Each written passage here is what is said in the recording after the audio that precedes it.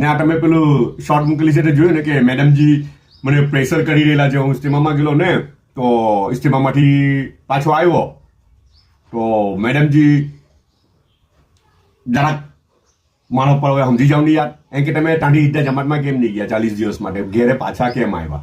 સમજ પડી ને? અચ્છા, ઘરવાળા બધા મને પ્રેશર કરે કે તમે કેમ ગયા નહીં, એમ કે પ્રેશર એટલે કે એની જબરજસ્તી નહીં, મારી ભલાઈ માટે કરે છે હે ને.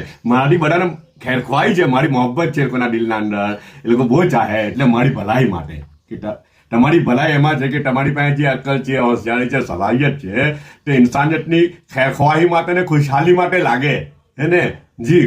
તો ઇન્સાનિયતને ફાયદો થાય એમ કે તો એના માટે તમારે તમે જમાતમાં ચાલ્યા જતે ત્યાંથી તો કેમ નહીં ગયા, ઘેરે પાછા કેમ આવ્યા, ઘેરે પાછા કેમ આવ્યા? બસ આખા ઘરનું આ વાત પર રટણ છે કે ઘેરે તમે આવ્યા જ કેમ પાછા, તાંડી જમાતમાં કેમ નહીં ગયા 40 દિવસ માટે?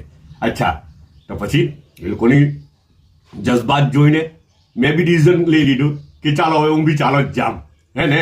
હા, તો ઇન્શાલ્લાહ બીજી વાત જો બીજા એ છે ને તેના અંદર એક મને બધી વાત નહીં થાય પણ બીજા પાઠમાં, ત્રીજા પાઠમાં, ચોથા પાઠમાં કરીને પૂરી વાત હું પૂરી કરું ઇન્શાલ્લાહ હે ને. બધા જોડાયેલા રહેજો ઇન્શાલ્લાહ.